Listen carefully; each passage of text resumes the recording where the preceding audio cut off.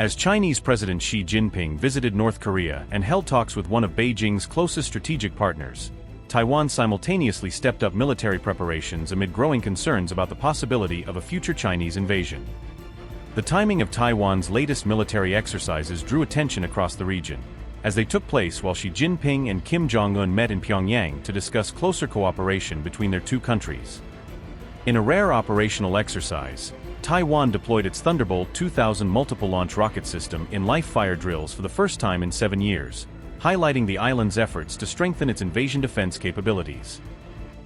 Some analysts believe Taiwan is increasingly concerned about the possibility of a wider regional crisis, with fears that countries such as North Korea and Russia could complicate any U.S. response during a future conflict in the Taiwan Strait. On June 9, Taiwan's military simulated repelling a Chinese invasion during a major coastal live-fire exercise designed to test how its forces would respond to a large-scale amphibious assault. Taiwan fired rockets and artillery as part of the drill, modeling a scenario in which Chinese forces attempted to land troops on the island's coastline during an invasion operation. The exercise was aimed at testing rapid response combat readiness, with Taiwanese forces rehearsing how they would react under the pressure of a simulated Chinese attack. Taiwan staged the drill simultaneously across a 20-kilometer stretch of coastline facing mainland China, underscoring the strategic importance of the island's western shores in any future conflict. What is different about this training compared with the past is that we are no longer conducting heavy artillery firing in a fixed, routine formation as before. We spread our formation this time according to command. The timing for entering positions this time was based on realistic combat conditions. So I believe this training posed a considerable level of difficulty for our troops. Taiwan deployed its Thunderbolt 2000 multiple-launch rocket system during a rare live-fire operational exercise, showcasing one of its key weapons designed to counter an invading force. The Thunderbolt 2000 carried out its first operational live-fire drill in 7 years, marking a significant return for the long-range rocket system in Taiwan's military training program. Taiwan has also been modernizing its defense training by introducing less predictable and more realistic combat scenarios, aiming to better prepare troops for the conditions they could face in an actual conflict. The weather condition is rather unstable today compared to other days. Therefore, it took longer to do the inspection, including checking the artillery ignition device. This inspection method was developed based on accumulated experience where we could not ignite in the past. Taiwan's military has shifted toward more realistic warfighting exercises, reflecting a broader effort to prepare its forces for the growing military threat posed by China. The drills tested Taiwan's mobile firepower capabilities in a simulated Chinese invasion scenario, focusing on how quickly units could deploy and engage advancing forces. Taiwanese troops also practiced preventing Chinese forces from establishing beachheads, a critical objective in any effort to stop an amphibious assault before it can gain momentum.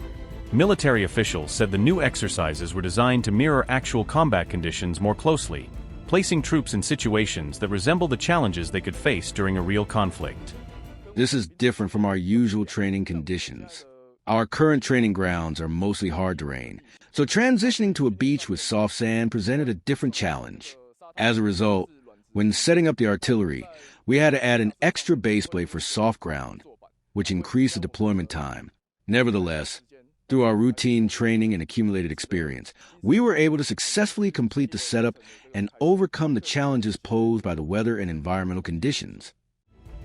China has continued to maintain military pressure around Taiwan through regular deployments of warships and military aircraft, even as the island carried out major live-fire exercises to strengthen its defenses. Taiwan reiterated its rejection of Beijing's sovereignty claims while simultaneously practicing how it would defend itself against a potential invasion or military assault from mainland China.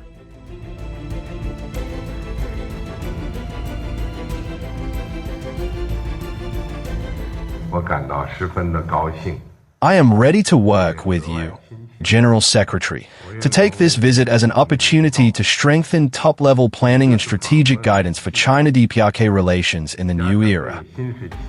As tensions over Taiwan continue to dominate regional security concerns, Chinese President Xi Jinping has traveled to North Korea, China's closest strategic ally and a key nuclear power in East Asia.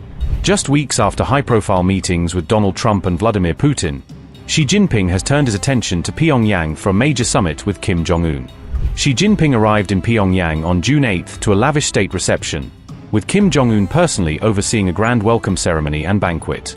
The visit marks Xi's first trip to North Korea in 7 years and comes as Pyongyang continues to expand its military and strategic weapons capabilities. I am very pleased to visit the beautiful city of Pyongyang once again after 7 years. I feel especially warm and familiar. I am ready to work with you, General Secretary, to take this visit as an opportunity to strengthen top-level planning and strategic guidance for China-DPRK relations in the new era. Keep bilateral relations advancing with the times and achieve greater progress in bilateral ties so as to better benefit the two countries and peoples and make positive contributions to peace, stability, development and prosperity in the region and the world.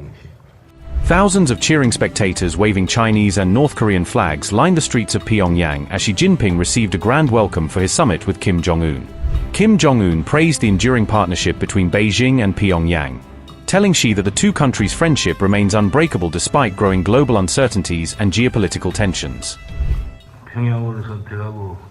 General Secretary Xi, your choice of Pyongyang for the first overseas trip this year fully reflects the great importance you attach to DPRK-China relations and profound friendship between the two countries, which is a tremendous encouragement to the DPRK side. We believe that this visit once again clearly demonstrates that the DPRK and China have always stood on the right side of history, the side of autonomy and justice. It also shows the world that no matter how the international situation may evolve, the time-tested DPRK-China relations remain unbreakable. Xi Jinping's visit to North Korea comes amid growing speculation that Beijing is accelerating preparations for a possible future move against Taiwan. During talks with Donald Trump in Beijing last month, Xi Jinping reportedly cautioned Washington against becoming involved in what China considers an internal matter. She warned that continued U.S. involvement in the Taiwan issue could increase tensions and risk a direct confrontation between the world's two largest powers.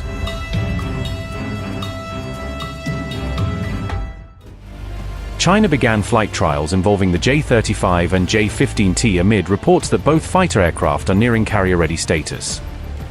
New footage showed China's Fujian aircraft carrier conducting advanced fighter flight operations during ongoing sea trials.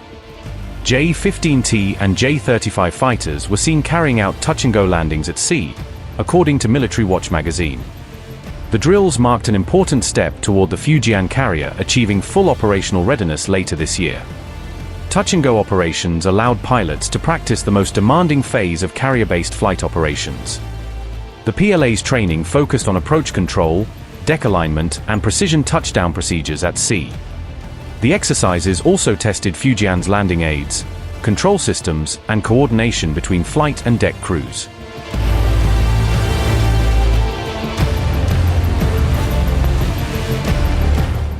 Joint operations suggested Fujian had progressed beyond basic sea trials and entered air-wing integration testing. China appeared to be developing a mixed carrier air-wing combining stealth fighters and heavy strike aircraft. The PLA's J-15T offers longer operational range, larger payload capacity, and an upgraded radar system. Meanwhile, the J-35 brings fifth-generation stealth capabilities designed for operations in heavily contested environments. Together, the two aircraft could provide China with a broader range of options in future naval missions. The drills followed reports that J-35 fighters were also tested aboard China's Liaoning aircraft carrier.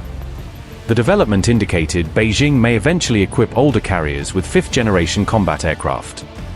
China's expanding carrier program is widely viewed as part of its long-term power projection strategy.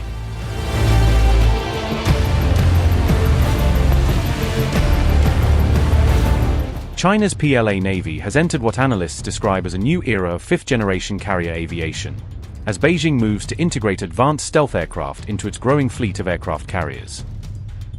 Reporting by Chinese state broadcaster CCTV revealed that both the J-35 stealth fighter and the J-15T have successfully adapted to ski-jump carrier launch operations, marking a significant milestone for China's naval aviation program. The J-35 and J-15T have now been integrated with the Liaoning aircraft carrier's Stober launch system, allowing the aircraft to operate from carriers that do not rely on catapult-assisted takeoffs. According to Chinese reports, these aircraft are expected to be deployed across the Liaoning, Shandong, and the newer Fujian carriers, expanding the operational flexibility of China's carrier fleet. Military analysts say the development could pave the way for coordinated multi-carrier strike group operations, enabling China to sustain air power across larger areas of the Indo-Pacific region. For the first time, the J-35 brings a fifth-generation stealth capability to China's carrier-based air wing, potentially enhancing the PLA Navy's ability to operate in contested environments. Alongside the J-35, the J-15B provides multi-role strike capabilities, while the J-15D is designed to support electronic warfare missions and suppress enemy air defenses. Airborne early warning aircraft are expected to work alongside these fighters, completing a layered carrier air wing structure designed to improve detection, coordination, and combat effectiveness.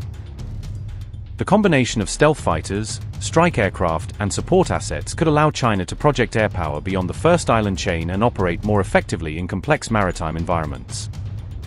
Earlier versions of the J-15 faced restrictions in payload capacity and operational range when launching from ski jump carriers, limiting their effectiveness during demanding combat missions.